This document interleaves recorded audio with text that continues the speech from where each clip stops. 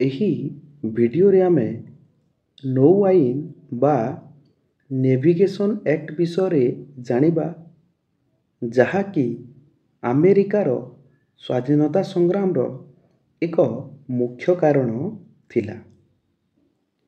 ଏହି ନୌ ଆଇନ 1660 ମସିହାରେ ପୁନଃ ପ୍ରଚଳନ କରାଯାଇଥିଲା ଏବଂ ଏହି ନୌ ଆଇନକୁ ପୁନଃ ପ୍ରଚଳନ କରିଥିଲେ ତତ୍କାଳୀନ ଇଂଲଣ୍ଡର ପ୍ରଧାନମନ୍ତ୍ରୀ ଗ୍ରେନଭିଲେ।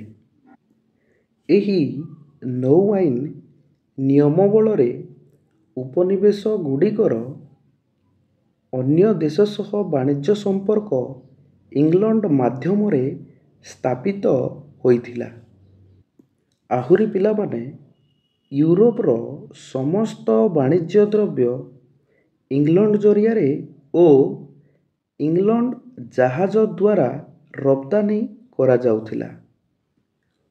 ଯେଉଁ ଦ୍ରବ୍ୟଗୁଡ଼ିକ ଇଂଲଣ୍ଡରେ ମିଳୁନଥିଲା ପିଲାମାନେ, ସେଗୁଡ଼ିକ ଉପନିବେଶମାନେ ଇଂଲଣ୍ଡ ତଥା ଆମେରିକାକୁ ଯୋଗାଉଥିଲେ। ଏଠି ଯେଉଁ ଫଟୋ ଚିତ୍ର ଦିଆଯାଇଛି ପିଲାମାନେ, ଏହି ଫଟୋ ଚିତ୍ରଟି ହେଉଛି ତତ୍କାଳୀନ ଇଂଲଣ୍ଡର ପ୍ରଧାନମନ୍ତ୍ରୀ ଗ୍ରେନଭିଲେଙ୍କର, ଯିଏକି ନୌ ଆଇନକୁ ପୁନଃ ପ୍ରଚଳନ କରିଥିଲେ। ଏହି ନୌ ଆଇନରୁ ମୁଖ୍ୟତଃ ଦୁଇଟି 1 ମାର୍କର ପ୍ରଶ୍ନ ଆସିଥାଏ ଏବଂ ପ୍ରଶ୍ନ କେମିତି ଆସିଥାଏ ପିଲାମାନେ, ନୌ ଆଇନକୁ କେବେ ପୁନଃ ପ୍ରଚଳନ କରାଯାଇଥିଲା ବୋଲି। ନୌ ଆଇନକୁ ପୁନଃ ପ୍ରଚଳନ କରାଯାଇଥିଲା 1660 ମସିହାରେ। ଆହୁରି ବି ଗୋଟେ ପ୍ରଶ୍ନ ଆସିଥାଏ ପିଲାମାନେ, ନୌ ଆଇନକୁ କିଏ ପ୍ରଚଳନ କରିଥିଲେ? ନୌ ଆଇନକୁ ତତ୍କାଳୀନ ଇଂଲଣ୍ଡର ପ୍ରଧାନମନ୍ତ୍ରୀ ଗ୍ରେନଭିଲେ ପ୍ରଚଳନ କରିଥିଲେ।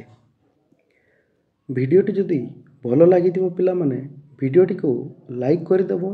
ତା ସହିତ ଏମିତିକା ଭିଡ଼ିଓ ଗୁଡ଼ିକ ଦେଖିବା ପାଇଁ ଏହି ଶ୍ରୀ ଗଣେଶ ୟୁଟ୍ୟୁବ୍ ଚ୍ୟାନେଲକୁ ସବସ୍କ୍ରାଇବ୍ କରିଦେବ।